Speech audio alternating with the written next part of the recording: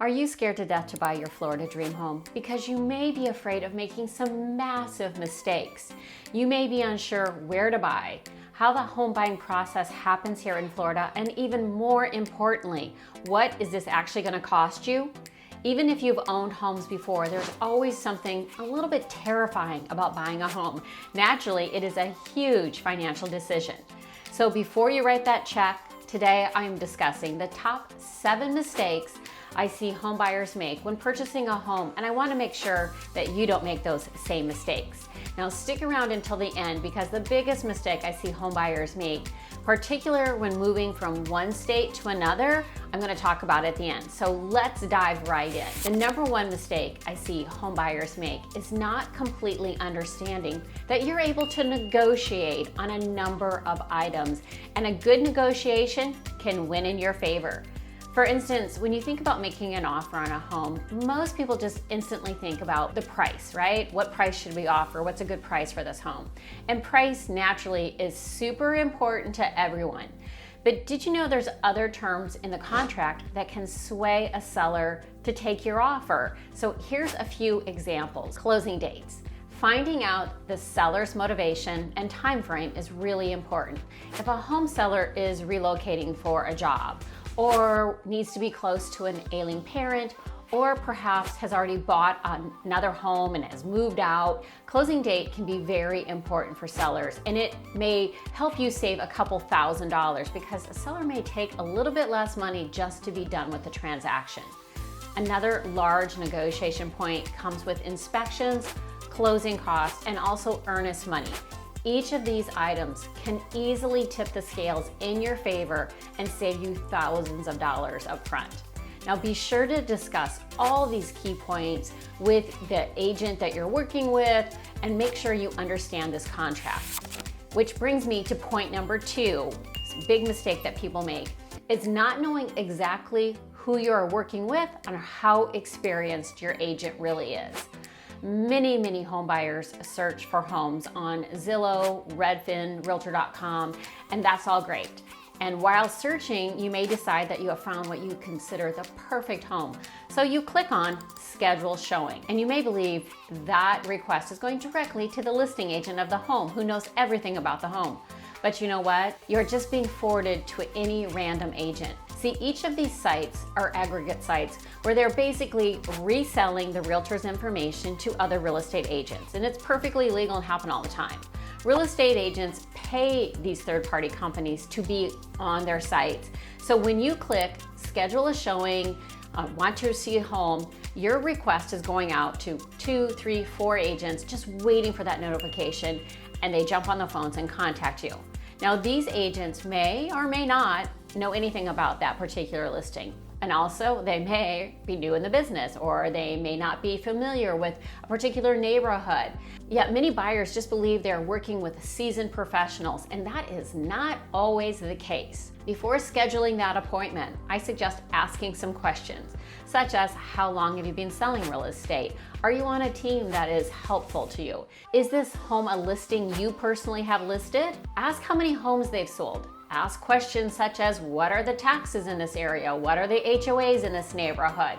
Can you give me some information on the neighborhood, the homes, other homes in this area? Some of these questions will help you as a buyer quickly discern if this agent is seasoned or they're just learning themselves.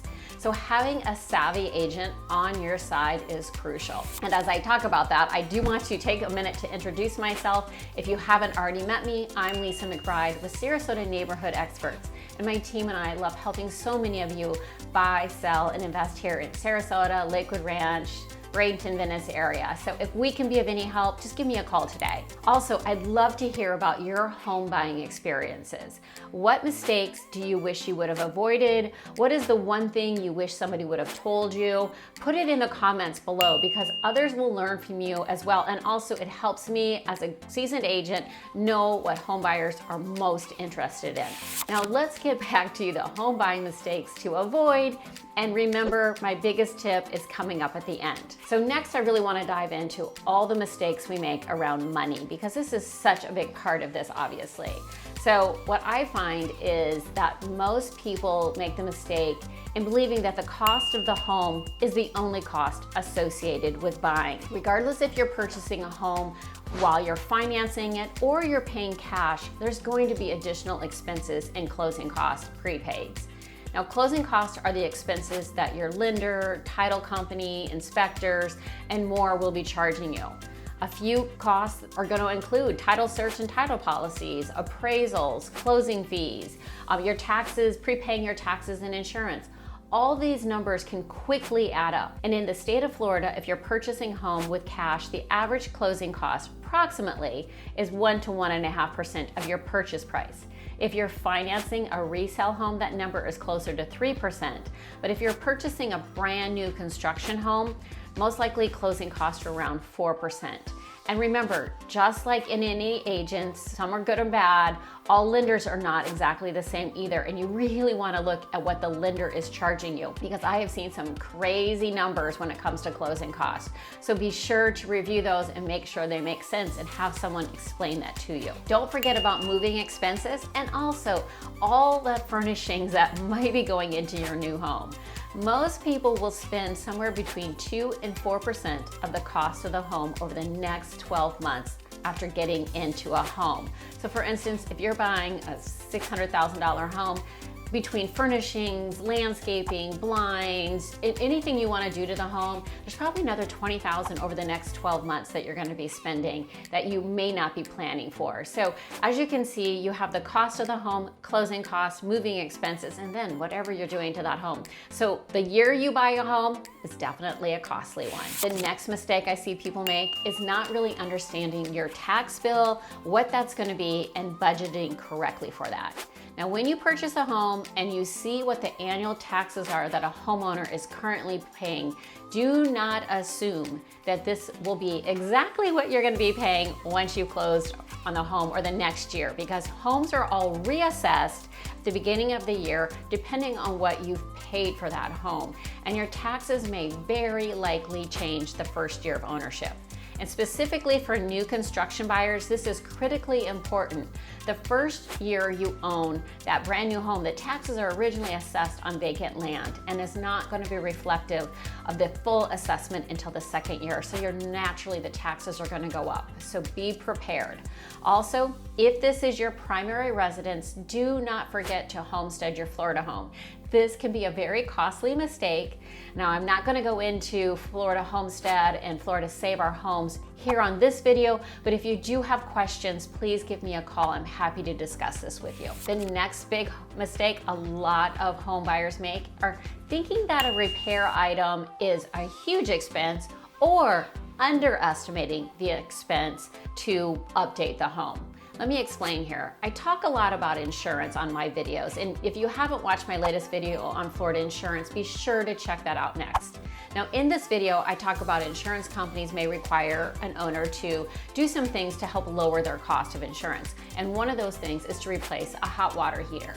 Now, for some people, they may be like, it's not that big of a deal. Other people get a little worried, that's a huge expense. And truth be told, it's about $1,000 to replace a hot water heater. So that may or may not feel like a big expense. Other repairs that we see during home inspections may be, fixing a leaky faucet or double tap an electrical panel. These are small repairs. Most repairs on a home are not huge cost, but people get a little worried that they're buying a home that needs tons and tons of money. Now, on the other side of it, I see people that think that they're gonna just do all these upgrades to a home and that it's not gonna cost them much. They're gonna come in and knock out a wall or put new countertops on, and there's not that much expense to it. And that's not the truth either. So you need to be prepared to not overestimate or underestimate the cost of what you're doing to your home.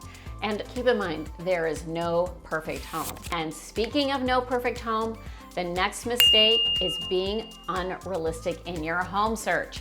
Now, I hate to tell you this, but there is no home that will meet all of your criteria with the price, the location, size, amenities, conditions.